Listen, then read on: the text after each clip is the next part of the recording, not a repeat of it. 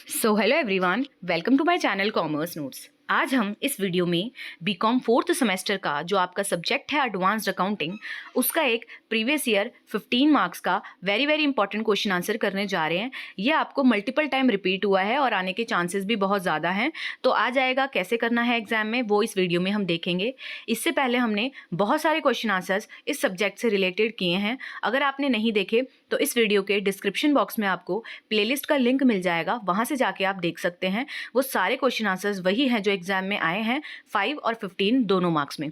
Chapter wise भी हैं और वैसे भी हमने 5-15 मार्क्स वाले किए हैं, तो आपको वो प्लेलिस्ट को पूरा देख लेना है। टेलीग्राम का लिंक हर वीडियो के डिस्क्रिप्शन में होता है, आप उसको ज्वाइन कर सकते हैं। तो स्टार्ट करते हैं इस क्वेश्चन को करना। चैप्टर 4 से आपका क्वेश्चन है आपका difference between amalgamation in nature of merger and amalgamation in nature of purchase. तो आपको क्या है, इन दोनों के बीच का डिफरेंस बताना है। तो स्टार्ट करते हैं बिना किसी देरी के। चैनल पे नए हो तो सब्सक्राइब कर लेना, एंड वीडियोस पसंद आती है और देखते हो तो लाइक करके शेयर भी करना है, और आप अपना फीडबैक कमेंट में दे सकते हो। तो सबसे पहले अगर मीनिंग के बेसिस पे देखें तो amalgamation in nature of merger की अगर हम बात करें तो amalgamation in nature of merger एक ऐसा अमलगमेशन होता है जो अकाउंटिंग स्टैंडर्ड 14 में आपको बताया गया है। वहां पे कुछ कंडीशंस दी हैं, अगर वो कंडीशंस फुलफिल होती है तो हम बोल देते हैं कि हाँ जी, ये amalgamation in nature of merger है। But amalgamation in nature of purchase की बात करें तो amalgamation in nature of purchase हम वो बोलते हैं जब एक या एक से ज़्यादा कंडीशंस मर्जर वाली फॉलो नहीं होती। जो अभी हमने कहा ना कि amalgamation in nature of merger वाली कंडीशंस हैं, अगर वो सेटिस्फाई नहीं हो रही तो हम क्या बोल देंगे, वो amalgamation in nature of purchase है। क्लियर है आपको फर्स्ट पॉइंट। अब सेकेंड है यहाँ पे pooling of share holders interest.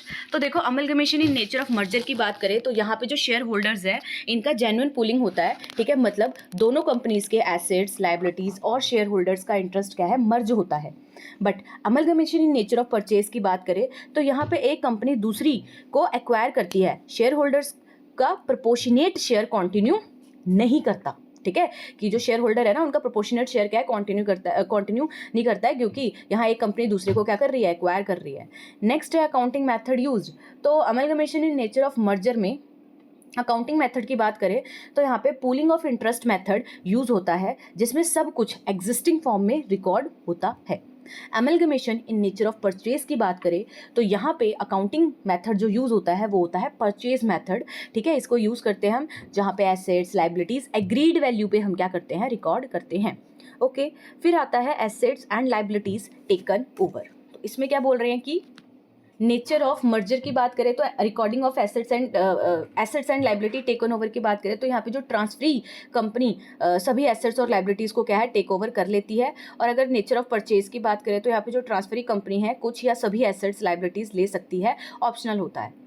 Recording of assets and liabilities की बात करें तो देखो, जब नेचर ऑफ मर्जर की बात है तो एसेट्स, लायबिलिटीज़ को उनकी ओरिजिनल जो कैरिंग अमाउंट है उस पर ही क्या है, हम सेम फॉर्म में रिकॉर्ड कर सकते हैं। लेकिन नेचर ऑफ परचेज में एसेट्स, लायबिलिटीज़ को जो भी अग्रीड वैल्यू है उस पर क्या है, रिकॉर्ड किया जाता है। फिर आता है रिकॉर्डिंग ऑफ रिजर्व्स।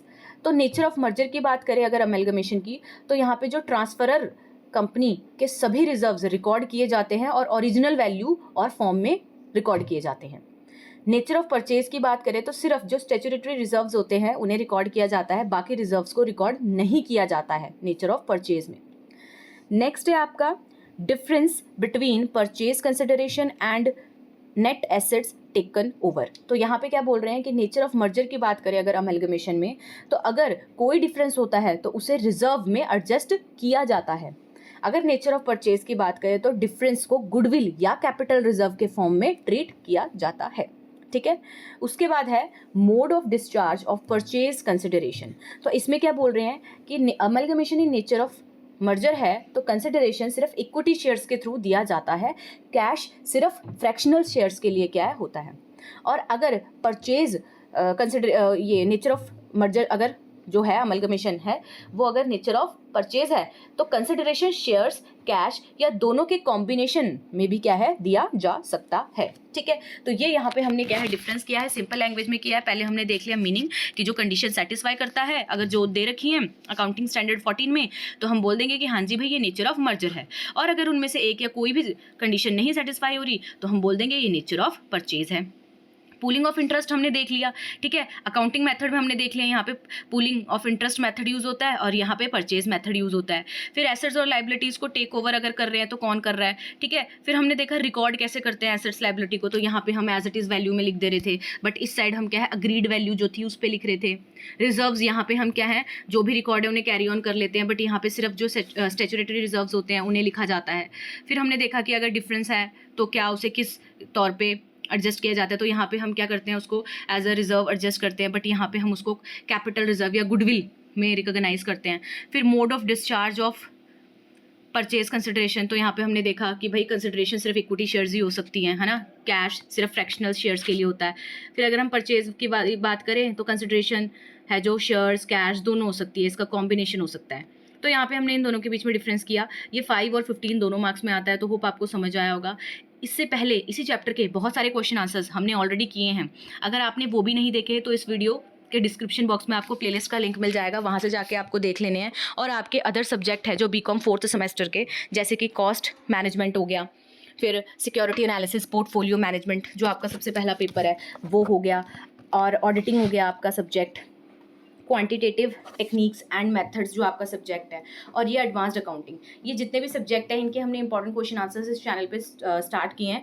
तो अगर आपने अभी तक नहीं देखे हैं तो आपको सबसे पहले चैनल को विजिट करना है एंड टेलीग्राम को ज्वाइन कर लो, क्योंकि वहाँ पे आपको प्लेलिस्ट है जो वो शेयर कर दी जाती हैं। इस चैनल पे बीकॉम और एमकॉम से रिलेटेड क्या है हम क्वेश्चन आंसर्स प्रीवियस ईयर जो है बेस्ड सॉल्व लेके आते हैं, तो सो दैट आप एग्जाम्स में अच्छा स्कोर कर सको। तो होप आपको समझ आया होगा। जो भी बच्चा देखता है, ठीक है, और कंटिन्यू करता है तो वो लाइक करे, शेयर करे एंड अपना फीडबैक दे सकता है कमेंट में, और बाकियों को भी शेयर करना। मिलते हैं नेक्स्ट वीडियो में इसी चैप्टर के कुछ और 15 मार्क्स के इंपॉर्टेंट क्वेश्चन आंसर्स के साथ। तब तक के लिए thank you for watching this video.